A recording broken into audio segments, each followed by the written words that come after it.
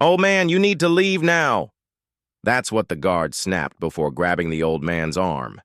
He didn't fight back, just clutched a photo tighter and whispered, "I was invited." The lobby laughed. No one noticed his army boots. No one looked twice at the patch on his jacket until the rumble began outside engines, dozens of them, and when the doors flew open, a full military convoy was waiting. A uniformed colonel walked in, pointed, and said, "If you believe some heroes speak loudest in silence." Comment honor below. Frank Delaney, 78, had traveled 2 hours by bus to attend a community ceremony honoring veterans at the newly renovated Riverside Memorial Building. He received a mailed invitation months ago. Envelope slightly worn now from being read and reread, signed personally by the mayor's office. It was the first time in 15 years he'd attended any public ceremony after Vietnam. He'd preferred quiet remembrance to parades. He wore his best boots polished to a mirror shine at 5 a.m. that morning, a crisp blue jacket with his unit patch carefully sewn back on after decades in a drawer, and carried a laminated fading photo of his fallen squad members. 7. Mentally, he had returned. The bus had arrived early, leaving Frank waiting in the building's marble lobby, sitting quietly on a bench, never asking for help, despite the ache in his knees. From the long ride, he simply watched people file in, younger veterans in crisp uniforms, politicians in expensive suits, families dressed in their Sunday best, a young security guard. Kevin noticed him while checking names against the digital guest list on his tablet. He scanned Frank's worn jacket, his weathered face, the scuffed duffel bag at his feet containing a change of shoes in case of rain.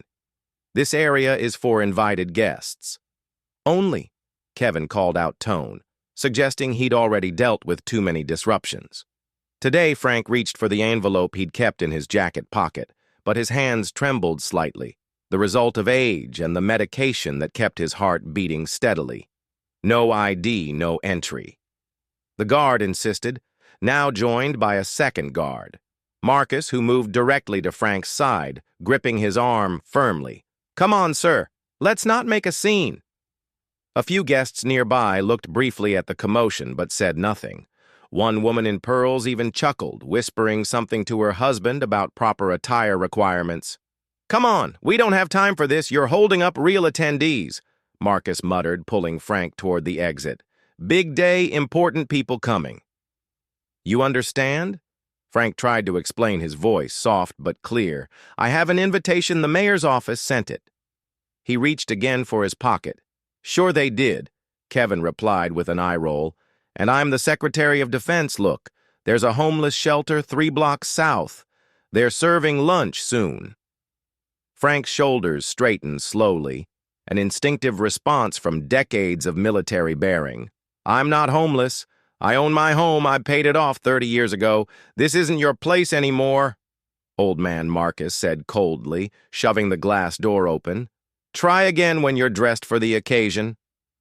Frank looked ending in at his polishing boots, at the jacket that had taken him an hour to press properly with his old iron. His voice remained steady but dropped even lower. "I was invited because I once wore a uniform too. Nobody listened. Nobody ever did anymore outside." The wind picked up gray clouds, threatened rain appropriate for Frank's darkening mood. He stood quietly under the building's entrance awning, clutching the photo of his old unit. Murphy, Rodriguez, Kellen, Washington, Chen, Peterson, Baker. All gone. Now their faces eternally young in the photograph, while his had aged into obscurity. Inside the ceremony, preparations continued. Staff tested microphones. Caterers arranged trays of finger foods. A string quartet tuned their instruments through the glass doors. Frank could see a banner being unfurled, honoring our heroes' Riverside Memorial Building dedication. He hadn't come for the ceremony. Not really, he'd come because the building was being renamed after the 173rd Airborne Brigade, his unit, the men in his photo, his brothers. But someone had seen him. A young woman, Amy Wires, an assistant at City Hall, had been checking names against the master guest list when she spotted the guards escorting Frank out. Something about his dignified silence caught her attention. She checked the printed list, and her eyes widened in recognition. "Wait," she whispered to herself. That's Sergeant First Class Frank Delaney. She looked again at the photo on her tablet, a military archive image attached to the invitation list. Same eyes 50 years older, but unmistakable. Amy ran to her supervisor clipboard, clutched to her chest. Mark, we have a problem. They just kicked out. Sergeant Delaney. Mark barely looked up from his phone. Who Frank Delaney? He's not just invited. He's the reason this building is being named after the 173rd. He's the last surviving member of that squad. The event coordinator, overhearing, shrugged. Dismissively, it's too late now. The ceremony's starting in 20 minutes. The mayor's already mic'd up, but he's on the VIP list. Amy insisted, pointing to his name. Then he should have dressed appropriately and arrived with the other dignitaries, Mark replied. We can mail him an apology letter tomorrow. Amy stood frozen, conflicted between protocol and what she knew was right. Her grandfather had served in Vietnam, had taught her that some things mattered more than rules. She didn't listen to her supervisor, stepping into an empty hallway. She pulled out her phone and made one call to a number her grandfather had given her years ago, saying it was only for real emergencies. Colonel Jensen's office.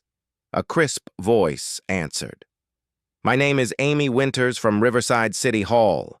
I think you need to know what just happened to Frank Delaney. Less than 45 minutes later, the street outside the memorial building rumbled with the sound of approaching vehicles. A military convoy, 3 black SUVs with government plates followed by 2 Humvees, stopped in precise formation in front of the building. No sirens, no unnecessary show, just deliberate coordinated movement, doors opened simultaneously, boots hit pavement with synchronized purpose. Inside, the ceremony was just beginning. The mayor approached the podium unaware of what was unfolding outside. A colonel in full, dressed uniform, medals gleaming under the entrance lights, strode into the lobby behind him. 6 soldiers in formal attire formed a perfect line. No one spoke. None needed to their presence commanded immediate attention. The colonel scanned the lobby, eyes settling on the 2 guards who had removed Frank. They were sipping coffee by the security desk, laughing about something on a phone screen. His voice, when it came, carried the quiet authority that needs no amplification. Where is Sergeant First Class Frank Delaney? The guards looked up, confusion replacing amusement. The colonel's gaze hardened the man you escorted out. Vietnam veteran blue jacket with the 73rd Airborne patch, Kevin, the younger guard, pointed vaguely toward the entrance. The old guy, he's outside somewhere, didn't have proper credentials.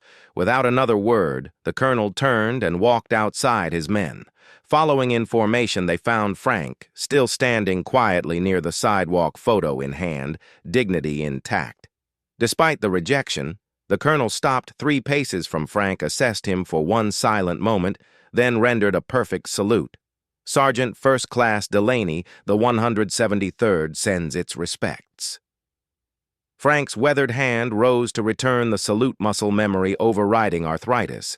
The colonel turned, gesturing for his men to flank Frank, then walked back toward the entrance where a small crowd had gathered, drawn by the commotion. The guard stepped forward, confusion evident, sir. This man doesn't have, the colonel's voice cut through the lobby like a blade unhand. The man who saved my father's life. Silence fell instantly, heavy and absolute. If this moment gave you chills, subscribe for stories that honor the quietest hero. The colonel walked directly to Frank and saluted him again, this time holding the position until Frank, somewhat dazed, returned it once more. Sir, I owe you my entire existence, the colonel said, voice carrying clearly through the now silent lobby. My father told me about you. Every birthday, every Christmas, every time I put on this uniform. Frank blinked, eyes searching the younger man's face for familiar features. Your father, Corporal James Jensen. November 1968, Hill 875. You dragged him 3 miles under enemy fire after both his legs were hit. He lived long enough to have me because of you. Recognition dawned in Frank's eyes. Jimmy, little Jimmy. Jensen, his son, Sir Colonel Robert Jensen. Now he gestured to the photo in Frank's hand. My father is in that picture, isn't he? Frank nodded, tears threatening, but military bearing. holding them at bay, third from the right, always joking.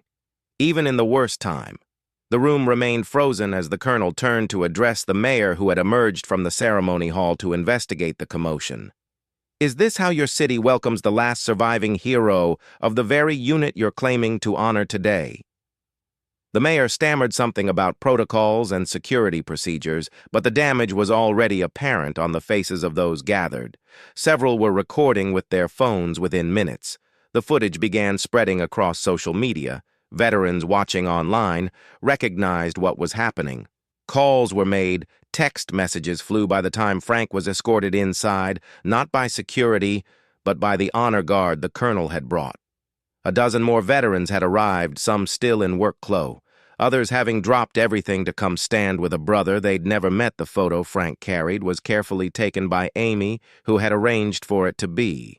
Displayed on the main podium, enlarged the faces of his fallen squad members now looked out over the ceremony hall. The mayor offered a public apology. Words carefully chosen to minimize political damage. Frank simply shook his head. "I'm not here for speeches or apologies. I came to remember my men, to see their name on a building so people might ask who they were."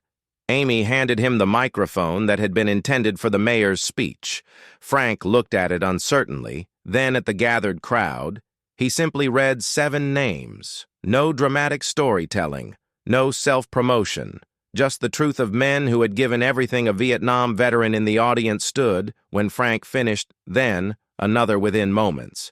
Every veteran present from all eras, all branches, stood in silent respect. The guards who had removed Frank were nowhere to be seen, quietly dismissed by their supervisor who had watched the entire scene unfold with growing horror. Colonel Jensen stepped forward again.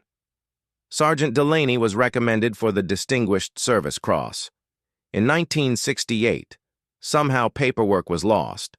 Somehow his name was forgotten, but not by those who matter. He produced a blue case from his aide, opening it to reveal the medal inside. The Secretary of the Army has reviewed and approved the original recommendation. It's 50 years late, but it's yours, sir. Frank looked at the medal, then at the enlarged photo of his squad. It belongs to them too. The ceremony continued, but not as planned. The building was still dedicated to the Wonder 73rd. But now with authentic testimony from a man who had lived its history, rather than politicians who had merely read about it. Amy stayed near Frank, making sure he had water, that he was comfortable, that no one overwhelmed him with questions she saw on him. Her grandfather, another quiet man, who had carried war's weight without complaint when the formal proceedings ended.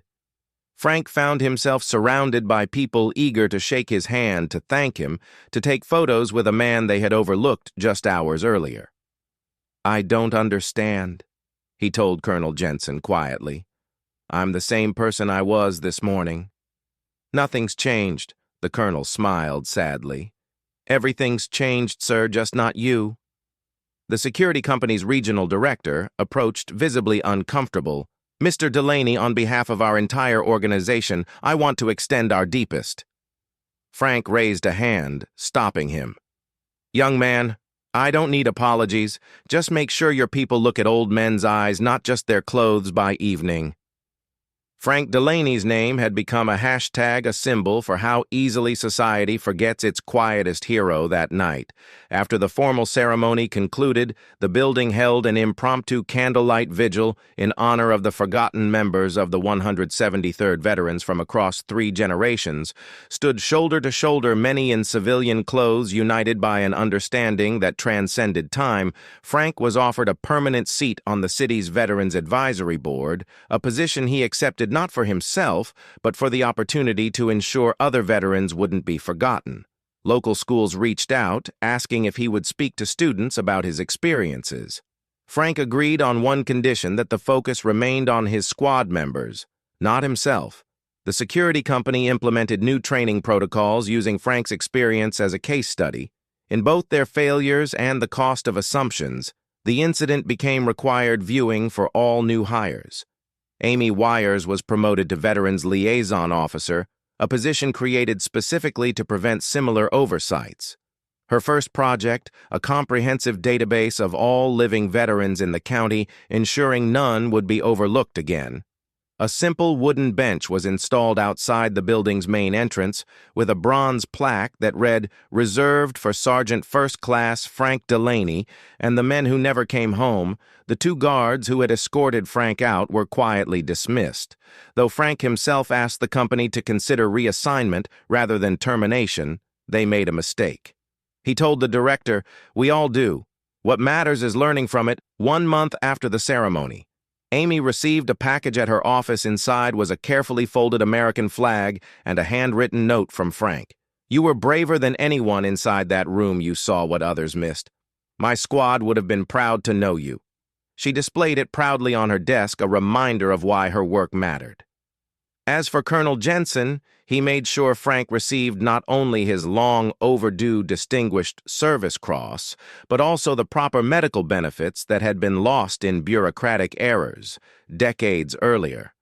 The colonel visited monthly, sometimes bringing his children to meet the man who made our family possible. Frank still visits the Riverside Memorial Building once a year.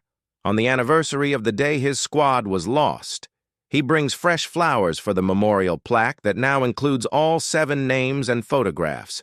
He never asks for attention, never needs to, because now every time he enters, the entire staff stands, not because of protocols or obligations, but because respect, once truly given, becomes impossible to withdraw in a world obsessed with noise and recognition.